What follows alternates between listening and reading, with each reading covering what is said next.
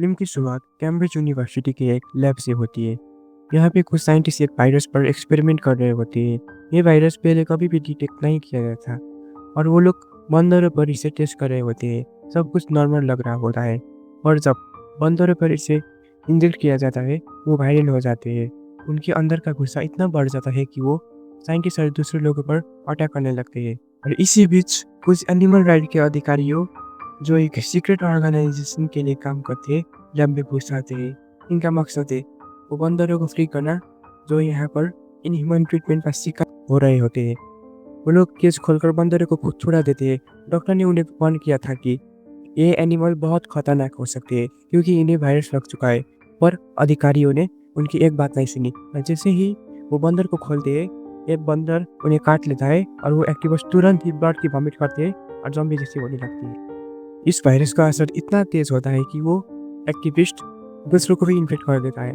Zombies की शुरुआत हो जाती है और वो वायरस बहुत तेजी से फैलता है। जब ये वायरस इंसान के शरीर में पहुंचता है तो वो इंसान काफ़ी एग्रेसिव और इंचेन हो जाता है। ये वायरस ब्लड और सलाइवा के थ्रू स्प्रेड होता है और जो भी इससे इन्फेक्ट होता है वो अपने को कंट्रोल नहीं कर पाता है। और 28 दिनों के बाद जिम एक हॉस्पिटल में कोमा से उठता है। जब वो आंखें खोलता है तो उसे लगता है कि वो सपना देख रहा है। हॉस्पिटल बिल्कुल खाली होता है, कोई भी इंसान नहीं दिखाई देती। जिम डरा डरा हॉस्पिटल के हर कोने में जाता है और देखता है कि मिसिंग पर्सन्स के पोस्टर सब जगह लगा होते हैं। वो समझ नहीं पाता कि ये सब क्या हो रहा है। जब जिम हॉस्पिटल के बाहर निकलता है तो पूरी स्थिति बिल्कुल वीरान दिख जाती है। हर जगह डेड बॉडीज और ब्लड स्टेन्स पड़े मिलते हैं। जिम को ये सब कुछ समझ नहीं आता और वो अपने आप को भूत की तरह महसूस कर रहा होता है। फिर वो एक चर्च के अंदर जाता है जहाँ डेड बॉडीज के साथ एक ज़ॉम्बीज प्रीस्ट उसके पास आता है। जिम को डर बहुत आता है और वो भाग पड़ता है। जिम भागकर एक बिल्डिंग के अंदर छुप जाता है जहाँ उससे मार्क और सेलिना मिलते हैं।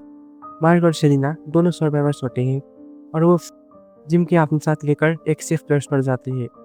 मार्क और सेलिना बताते हैं कि एक वायरस है जो पूरी सिटी को इन्फेक्ट कर चुका है। गवर्नमेंट और आर्मी ने इस वायरस को रोकने की कोशिश भी नहीं की। जिम को ये सुनकर डर होता है और उसके लिए अपने पेरेंट्स को खो देना एक सैटरिंग मोमेंट होता है। और तीन लोग मिलकर जिम के घर जाते हैं। घर पहुंचकर जिम देखता है कि उसके पेरेंट्स ने सुसाइड कर लिया है। उसके पेरेंट्स का फोटो घर में मिलता है और पीछे लिखा होता है, जिम हम तुम्हें सोते ही छोड़ गए, अब हम तुम्हारे साथ सो रहे हैं और तुम उठना मत। ये देखकर जिम का दिल टूट जाता है और वो रो पड़ता है। लेकिन वो सच्चाई को एक्सेप्ट कर लेता है कि उसके पेरेंट्स अब नहीं रहे। एक दिन जब वो तीनों अपने शेल्टर में बैठ बात कर रहे होते हैं तब रात को सडनली दो जॉम्बिस उनके घर के बाहर अटैक करते हैं। जब उन्हें मारने के लिए फाइट होती है तो वो देखते हैं कि ये जॉम्बिस उनके अंकल नेबर थे जो अब जॉम्बिस बन चुके हैं।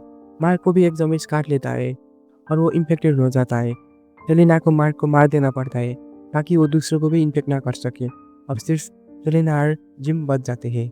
जिम और सेलिना एक लाइट दिखाई देने वाले बिल्डिंग की तरफ निकलती है और समझते हैं कि वहाँ कोई सर्वाइवर्स हो सकते हैं। रास्ते में एक टनल आता है जहाँ जॉम्बिस काफ़ी नज़दीक होंगे। जिम को लगता है कि ये डेंजरस होगा, लेकिन फ्रैंक जो उनका नया फ्रेंड है काफ़ी कॉन्फिडेंट के साथ उस टनल से निकलने की कोशिश करता है। लेकिन जैसे ही उनकी गाड़ी का व्हील पंक्चर हो जाता है वो सब डर के मारे जॉम्बिस से भागकर अपने गाड़ी में वापस छुप जाते हैं। 3 दिन के बाद जब वो फाइनली अपने डेस्टिनेशन पे पहुंच जाते हैं तो उन्हें वहाँ कोई नहीं मिलता। फ्रस्ट्रेटेड वो वापस आने लगते हैं, लेकिन फ्रैंक देखता है कि एक क्रो एक डेड बॉडी पर बैठा है। उसके आई में एक वायरस की एक ड्रॉप चली जाती है। फ्रैंक भी इन्फेक्टेड हो जाता है। जब जिम को ये पता चलता है तो उसे फ्रैंक को मारना पड़ता है। वो फिर मिलिट्री कैंप पहुंचते हैं जहाँ मेजर हेनरी उन्हें अपने आर्मी बेस में शेल्टर देता है।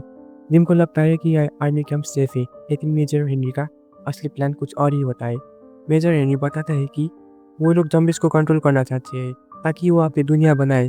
जिम को ये सुनकर बहुत गुस्सा आता है और वो सेलिना और हैना को लेकर एस्केप करने की सोचता है। जब जिम और उनके साथियों को लॉक किया जाता है तो एक सीनियर सोल्जर उन्हें मदद करता है। वो सोल्जर ने चुपके से भागकर अपनी जान बचाने में मदद करता है। जिम और सेलिना जॉम्बिस को मारकर मेजर हेनरी को हराते हैं और फाइनली जॉम्बिस को अपने रखवाले में रखने की कोशिश करते हैं। और फिल्म के एंड में जिम, सेलिना और हैना फाइनली सेफ हो जाते हैं। हैना जिम को मारने की सोचती है लेकिन वो सेफ होता है। जब वो जॉम्बी इन्फेस्टेड लैंड से निकलकर एक स्मॉल हाउस में पहुंच जाते हैं उनको जेट की साउंड सुनाई देती है। वो स्टिमुलेट करते हैं और अपने जीने की एक नई उम्मीद के साथ फिल्म यहाँ पर कंप्लीट हो जाती है।